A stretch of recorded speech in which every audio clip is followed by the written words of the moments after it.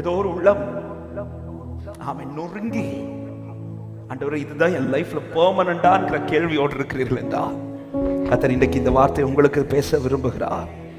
1 பேதுரு 5வது அதிகாரம் அதனுடைய 10வது வசனம்.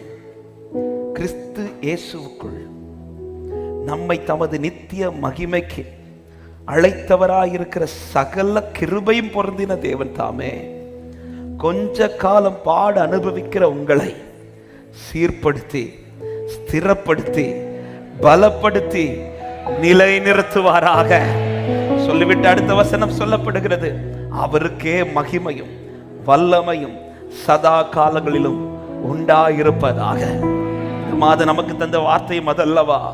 அவருக்கு மகிமை உண்டாக, அவருக்கு கீர்த்தி உண்டாக, அவருக்கு புகழ்ச்சி உண்டாக.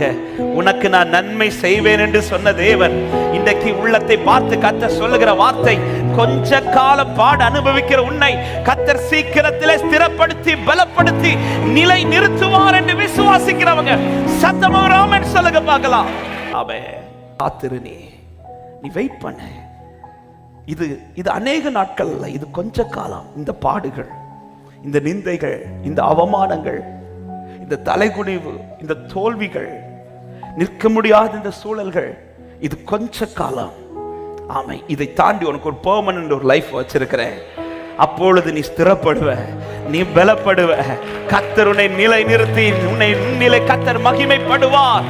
விசுவாசிக்கிறவங்க சத்தமா ஆமென் சொல்லுங்க பார்க்கலாம். இந்த கொஞ்ச காலம் பாடானாலும் இதுல நான் நிற்கணும்னா எனக்கு எது ரொம்ப ரொம்ப அவசியம்னா அவருடைய கிருபை எனக்கு ரொம்ப ரொம்ப அவசியம். ஹல்லேலூயா. இன்னைக்கு இந்த ஆராதனையில கர்த்தருடைய ஆவியானவர் ஆமென் நமக்கு அதிகமான கிருபை தர போகிறார். ஆனா ஒரு காரியத்தை கர்த்தர் சொல்லிதான் தரார், இந்த பாடு அநேக நாள் அல்ல, இந்த பாடு கொஞ்ச காலம். உனக்கு நான் வைத்திருக்கிற நன்மைதான் அநேக நாட்கள் என்று விசுவாசிக்கிறவங்க ஹல்லேலூயா.